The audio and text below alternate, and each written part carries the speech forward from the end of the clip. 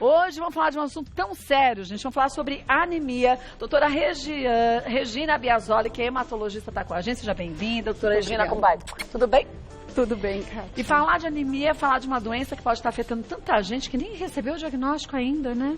Sim, e de uma forma até que a pessoa não sabe. Muita gente tem anemia e acaba não sabendo porque é uma doença que pode se manifestar de uma forma subclínica, né? Essa palavrinha subclínica, ela quer dizer o seguinte: quando a pessoa já tem sinais da doença, mas ela não se manifesta de forma completa. Então, é aquele cansaçozinho que a gente não dá bola no dia a dia. Sempre busca uma outra desculpa, né? Isso, principalmente o estresse. Falar, estou trabalhando muito, estou indo muito na academia, estou cansada. E a memória vai dando sinais de alguns pequenos lapsos, dificuldade de concentração, às vezes o sono, e no fim tudo isso pode ser uma anemia, né?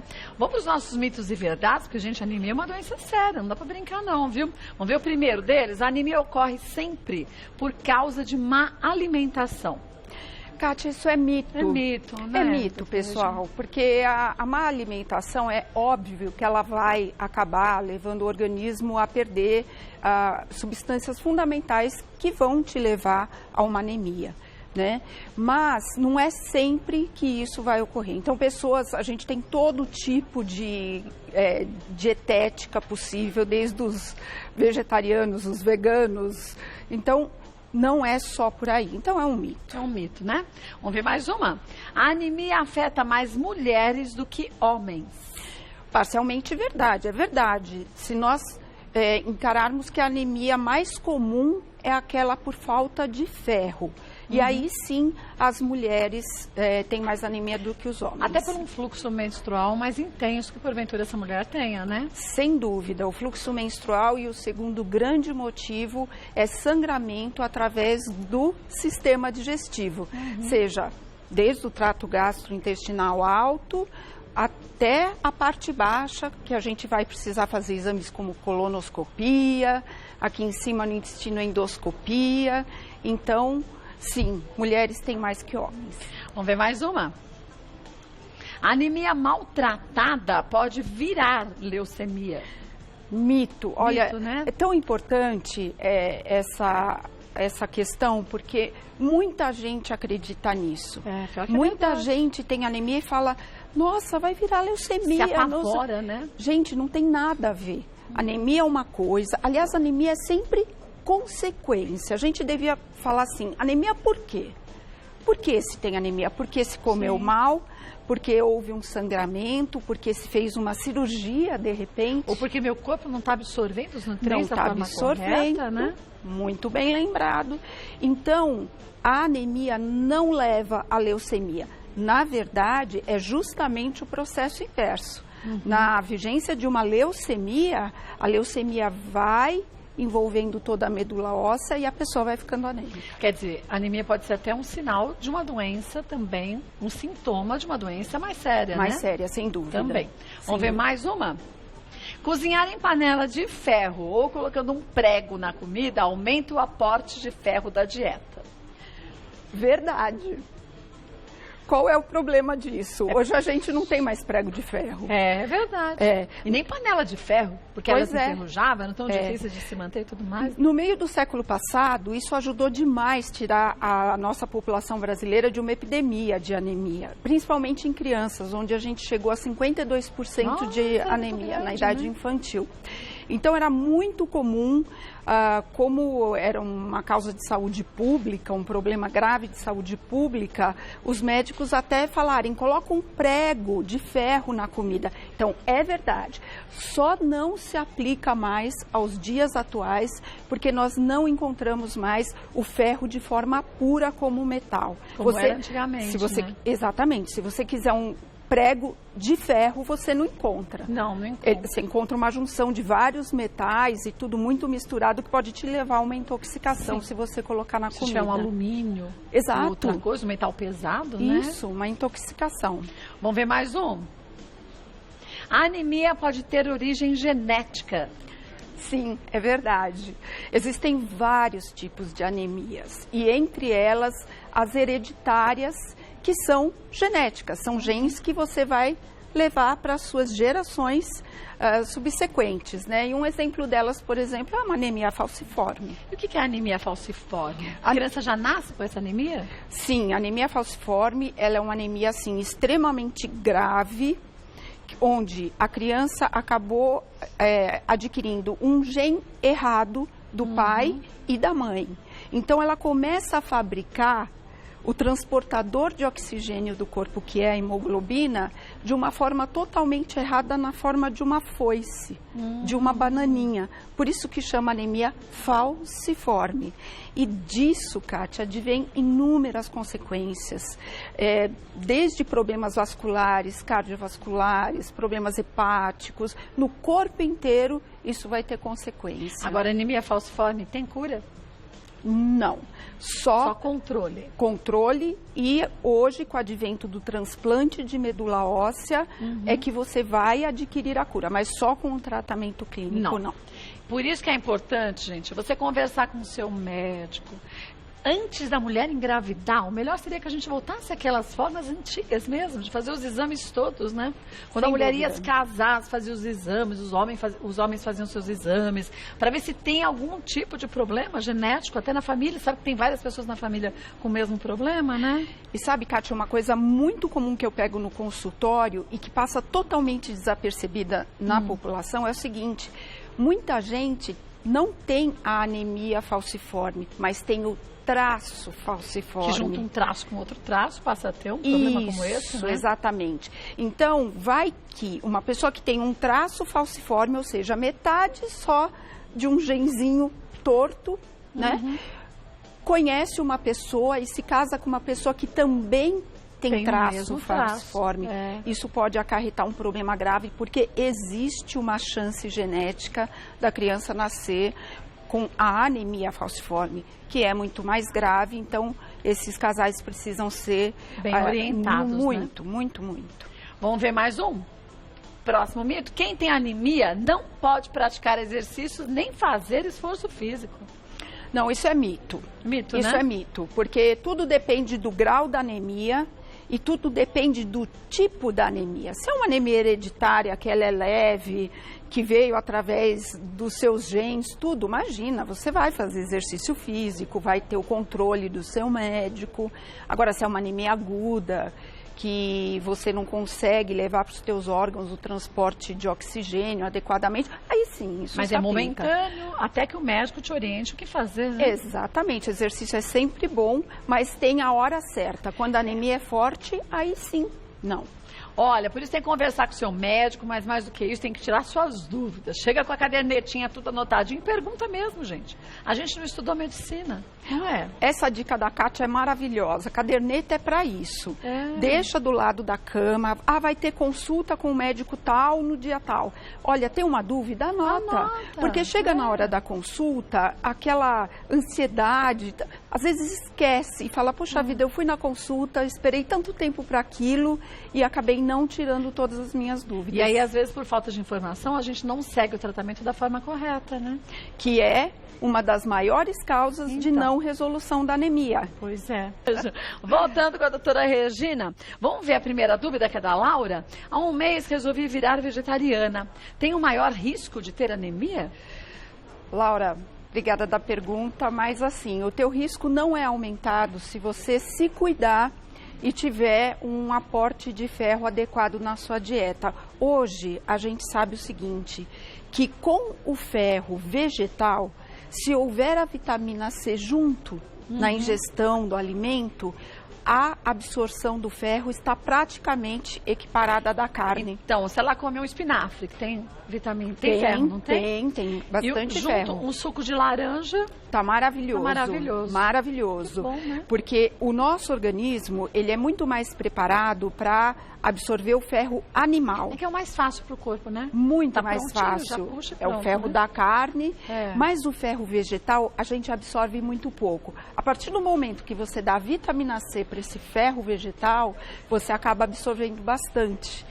que é o que a gente não fazia no passado, É verdade. Né? E a beterraba, por exemplo, que também tem uma quantidade grande, né? De beterraba. Toma um suco de beterraba com laranja? Não é? É um suco até muito comum, né? Muito famoso para anemia. Mas não esquece a laranja. Tem que ter a laranja. Porque a laranja ajuda. E outras misturas que pode se fazer, quer dizer, obrigada, Tutu.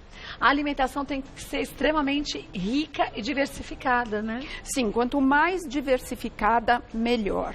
Então, desde legumes, verduras, principalmente as escuras, brócolis, couve, espinafre, tem um aporte de ferro muito grande, e grão de bico, feijão, ervilha, você não vai ter a anemia por falta de ferro se tiver esse cuidado de comer o grão junto com a vitamina C. A gente fala muito dos vegetarianos, mas tem muita gente que não é vegetariana e se alimenta super mal.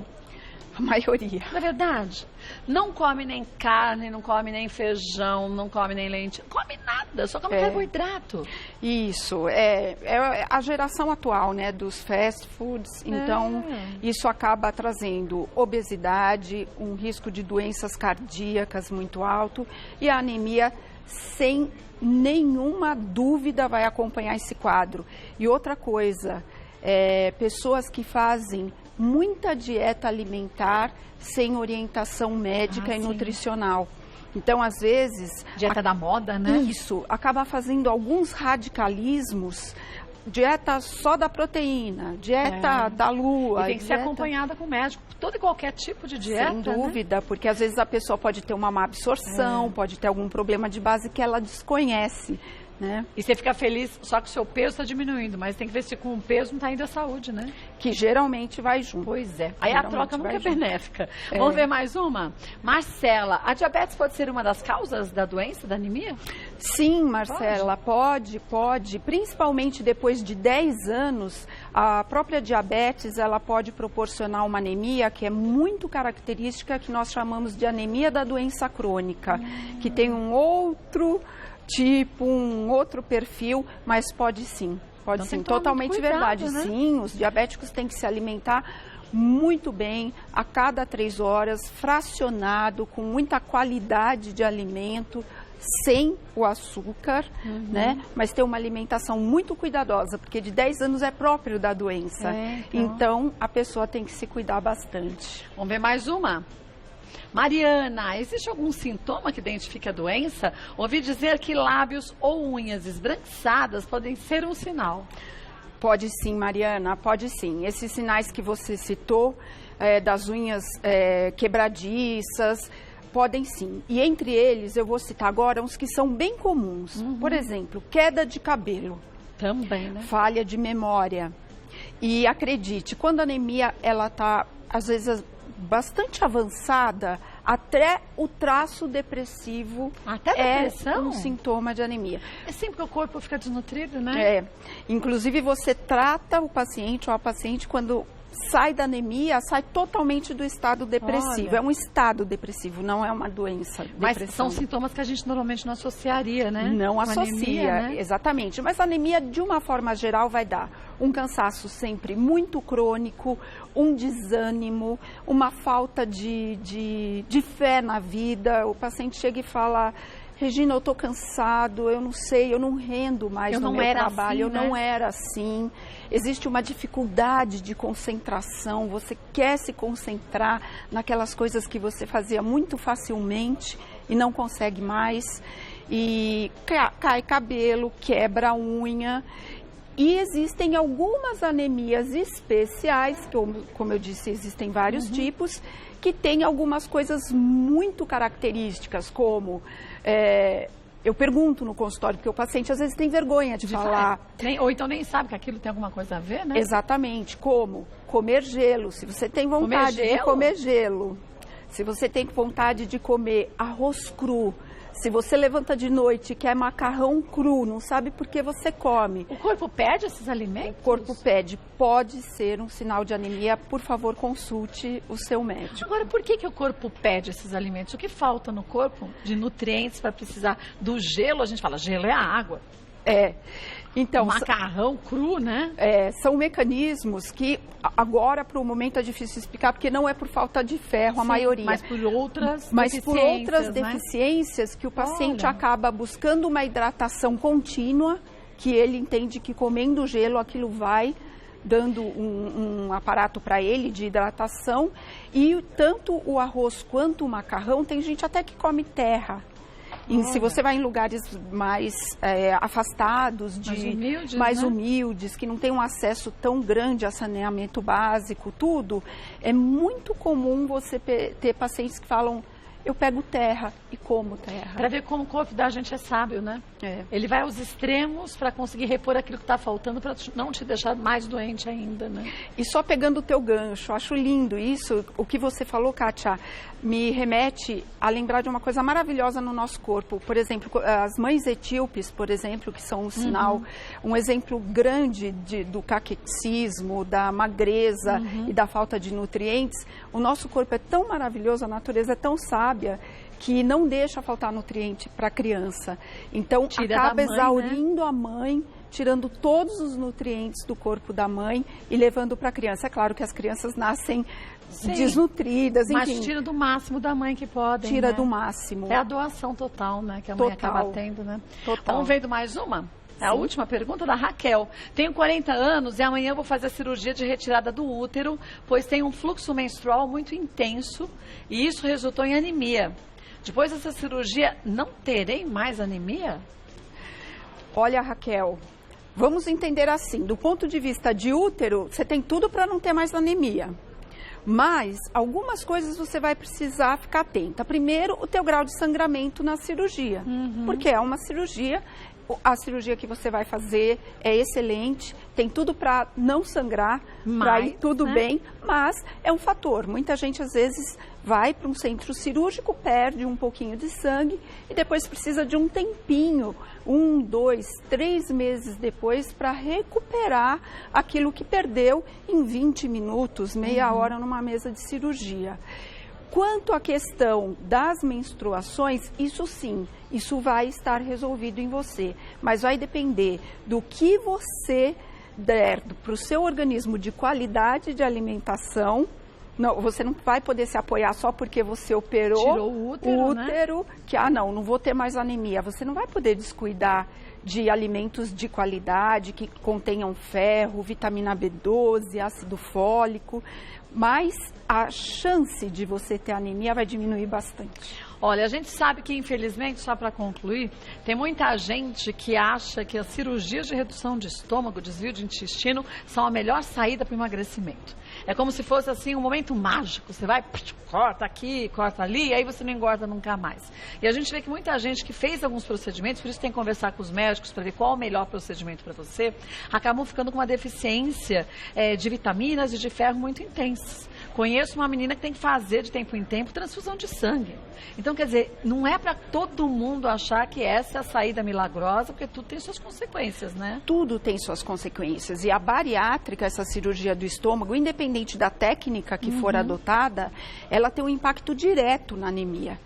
Direto. Então, tem que se ter muita consciência mesmo para casos onde ela está extremamente indicada, ela realmente é os prós e os contras, maravilhosa, né? Mas ela não pode ter essa conotação do milagre, porque ela tem essas consequências mesmo. Quer dizer, depois o cuidado da alimentação vai ter que ser feito do mesmo jeito, né? E eternamente, porque não tem volta. Então. E eternamente. Então não é a solução milagrosa para todos os seus problemas, não. Tem que conversar com um médico e não sentir firmeza no médico, naquela técnica, converse com outros. Sem dúvida, gente, é metade do tratamento. A relação médico-paciente é metade do tratamento. E se a gente não tiver confiança no profissional que está junto com a gente, é bom começar tudo de novo. Porque você vai ter que seguir aí a parte da gente. Seguir tudo que é dito por ele para que a gente tenha bons resultados. Mesmo fazendo isso, isso não quer dizer que tem algumas complicações pelo caminho. Isso também faz parte, né? Faz. Infelizmente. Olha, vou passar para vocês os contatos da doutora Regina Biasoli, que é hematologista. Tem um site que é o www.hospitalmoriá. Vou repetir o Moriá para você ver direitinho como é. É o hospital normal, só que junto Moriá, MORIAH.com.br. Você pode ir lá ver os contatos da doutora Regina e pode deixar mais sugestões para a gente de algum tema que a gente aborde. A doutora Regina retorna e a gente esclarece a você. Muito obrigada mais uma vez. Adorei, viu? Sua participação.